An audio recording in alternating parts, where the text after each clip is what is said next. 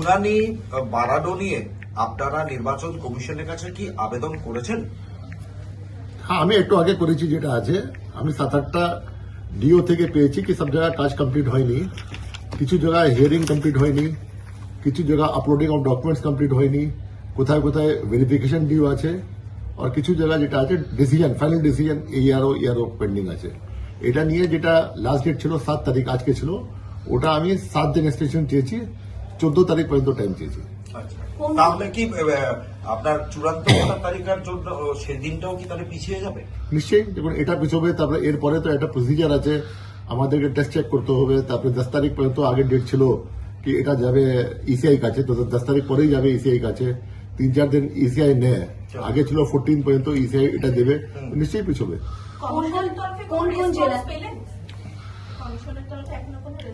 না, এখন কমিশনে গিয়েছে, 1 ঘন্টা আগে গিয়েছে, কমিশন রেসপন্স দেবে, বাট এটা অ্যাজিউম আছে যেমন কাজ শেষ হয়নি তো এক্সটেনশন হবে। কোন কোন জেলার জন্য চাইলেন? দেখুন আমাদের যে আছে বিভিন্ন জেলা বিভিন্ন স্টেজ আছে, যে আমাদের হিয়ারিং কমপ্লিট হয় না, এটা খুব বেশি জায়গা নেই। যেমন নর্থ কলকাতা ডিও বললেন একটা অ্যাসেম্বলি সিটে হিয়ারিং শেষ হয়নি, সাউথ কলকাতা বললেন আমাকে কি মপ আপ হিয়ারিং চলছে, সাউথ 24 পরগনা ডিও বললেন কি 7টা-8টা সিটে আপনার হিয়ারিং এখন শেষ হয়নি, আপনার দার্জিলিং ডিও বললেন কি কার্সিয়ং এখন হিয়ারিং মপ আপ হিয়ারিং শেষ হয়নি, এরকম নর্থ 24 পরগনা ডিও বললেন কি নপাড়াতে কমপ্লিট হয়নি।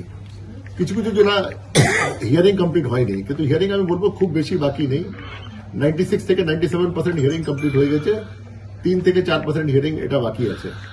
কিন্তু আপলোডিং অফ ডকুমেন্টস যেটা আছে ওটা 75 থেকে 80% হয়ে গেছে, যেটা অ্যাভারেজ আছে, 15-20% এখনো বাকি আছে।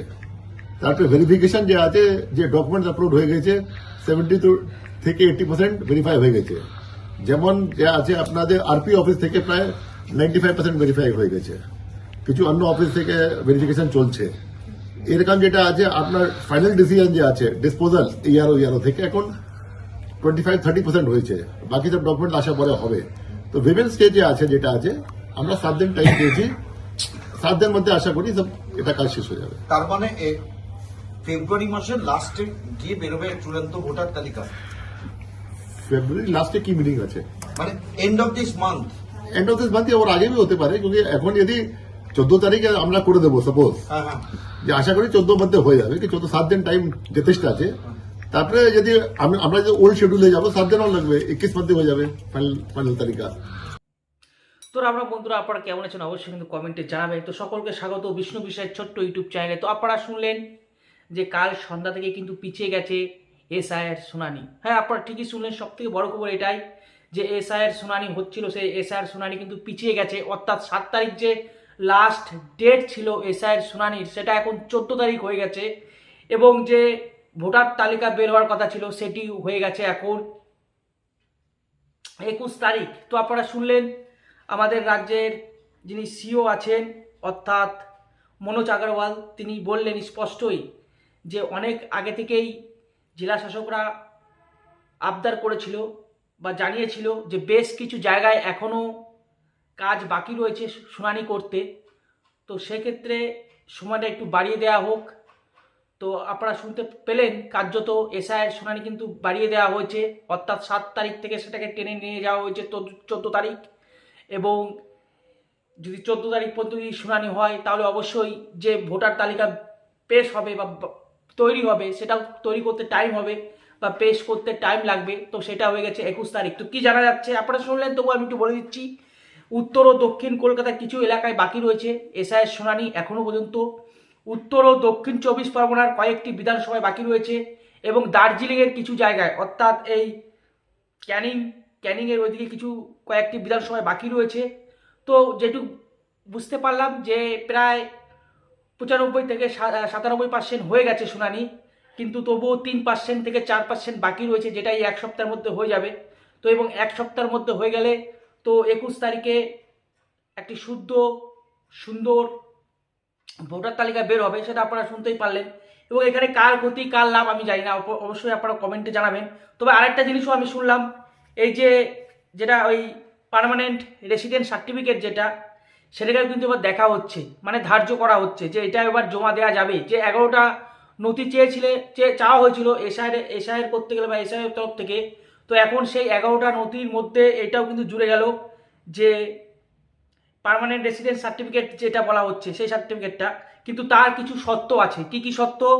এই সার্টিফিকেটে জেলা শাসক অর্থাৎ ডিএম এবং অতিরিক্ত জেলা শাসক অর্থাৎ এডিএম এবং মহকুমা শাসক, এই তিনজনের মধ্যে যে কোনো একজনের সই থাকতে হবে, তবেই সেটি ধার্য করা হবে এবং সেটি 15 বছরের পুরনো হতে হবে। অর্থাৎ যে জায়গায় এই পার্মানেন্ট সার্টিফিকেট দেওয়া হচ্ছে, যে জায়গার নামে, সেই জায়গায় সেই ব্যক্তির 15 বছর ধরে থাকতে হবে, অর্থাৎ পুরানো হতে হবে 15 বছর সেখানকার অধিবাসী হতে হবে, তবেই কিন্তু এটি ধার্য করা হচ্ছে।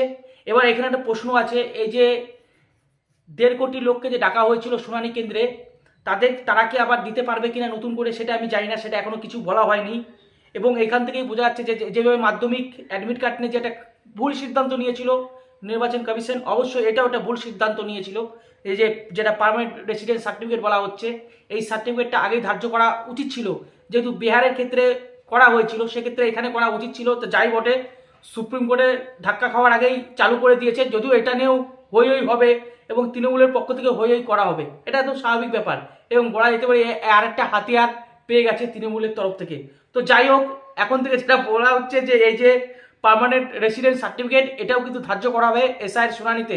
তবে সব তো হয়েই গেছে, আর 3 থেকে 4% বাকি রয়েছে। এবার যাদেরকে ডাকা হয়েছিল এর আগে, তাদের কি হবে আমি জানি না। এরপরে আপনাদের যেটা জানার উদ্দেশ্য, সেটা যে কত কোটি লোকের নাম বাদ গেল, প্রায় তো হয়েই গেল, তাই তো প্রায় হয়েই গেল। তো আপনাদের বলে দিই, প্রাথমিকভাবে যেটা জানা যাচ্ছিল যে 58,20,000 নাম বাদ গেছে প্রথমেই। তারপরে আবার 4 থেকে 5 লক্ষ লোক আসেনি, অর্থাৎ প্রায় 64 লক্ষ লোকের নাম বাদ গেছে প্রায় এটুকু অনুমান করা হচ্ছে। এবং আরও কিছু বাদ যাবে যদি ভালোভাবে পর্যবেক্ষণ করা হয়। যারা আর কি বিশ্লেষণ করে থাকেন, সেই সমস্ত বিশ্লেষকরা বলছেন যে 75 লক্ষ নাম বাদ যাবে। কিন্তু আমি মনে করি যদি 1 কোটি নাম যদি বাদ না যায় এসআইআরে, তাহলে সঠিকভাবে ঠিক মনে হচ্ছে না যে এসআইআরটা হলো ঠিক করে। অবশ্যই আপনারা বলতেই পারেন। তবেও এই যে বলা হচ্ছে যে 75 লক্ষ নাম বাদ যাবে, 64 লক্ষ নাম তো আগেই বাদ চলে গেছে, বুঝতেই পারছেন আপনারা। 58,20,000, তারপরে আবার 4-5 লক্ষ লোক আসেনি, অর্থাৎ তাদেরও নাম বাদ গেছে। তো 64 লক্ষ নাম যে বাদ গেছে এটা মনে হচ্ছে। এবং এখনো মানে যারা আর কি বিশ্লেষক আছেন, যারা কি বিশ্লেষণ করে থাকেন রাজনৈতিকভাবে, যে যারা বিশ্লেষক রয়েছেন, তারা মনে করছে যে 75 লক্ষ নাম বাদ যেতে পারে। এবার আমি একটা হিসাব করেছি যে এই 75 লক্ষ নামও কিন্তু কম নয়। মানে তৃণমূলের পক্ষে একটা বিপজ্জনক ইঙ্গিত। কেন বিপজ্জনক ইঙ্গিত, এবার এটা একটু বিশ্লেষণ করি। দেখুন, যখন এই 58 লক্ষ নাম বাদ গেছিল, অর্থাৎ 58,20,000, তো আমি একটা হিসেব করেছিলাম যে এই 58 লক্ষ নাম বাদ গেছে, আমাদের পশ্চিমবঙ্গে যে বিধানসভা রয়েছে সেটা হচ্ছে 294টা। তো সেই দিয়ে ভাগ করেছিলাম, সেখানে এসেছিল 19,700 সামথিং, মানে 20,000 ধরুন। যে গড়ে প্রতিটা বিধানসভা থেকে এই 94টা সিট রয়েছে, তো সেই সিট থেকে গড়ে ওই 20,000 লোকের নাম বাদ গেছে গড়ে।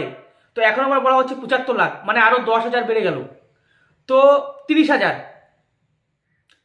লোকের নাম বাদ যাচ্ছে। তো এখানে একটু টেনশন হওয়ারই কথা, কারণ আপনারা সকলেই জানেন 21-এ যে ভোটটা হয়েছিল, সেখানে প্রায় 36টা এমন আসন আছে যেখানে 5,000 ভোটে হেরেছে বিজেপি। এমন আসন আছে যে 63টা এমন আসন আছে যেখানে 5,000 ভোটে জিতেছে তৃণমূল বা হেরেছে বিজেপি।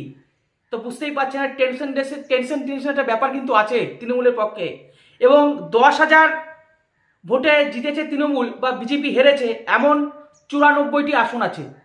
তো বুঝতে পারছেন এই যে 30,000 লোকের নাম বাদ যাচ্ছে প্রতিটি বিধানসভা থেকে, মানে 294টি মধ্যে যে এই যে 10,000 করে 30,000 করে নাম বাদ যাচ্ছে, তার মানে একটা টেনশন কিন্তু রয়েছে তৃণমূলের তরফে। কারণ হিন্দুরা সব ঐক্যবদ্ধ হচ্ছে, হিন্দুরা এককাট্টা হচ্ছে, এবং যে মুসলিম যে ভোট ব্যাংক, সেটা আপনারা দেখতে পাচ্ছেন যে ভেঙে যাচ্ছে তৃণমূলের পক্ষ থেকে বা তৃণমূলের কাছ থেকে।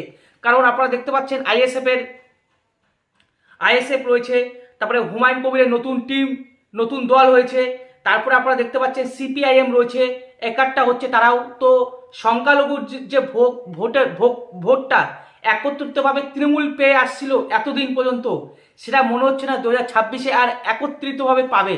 আপনাদের কি মনে হচ্ছে আপনারা অবশ্যই কমেন্টে জানাতে পারেন।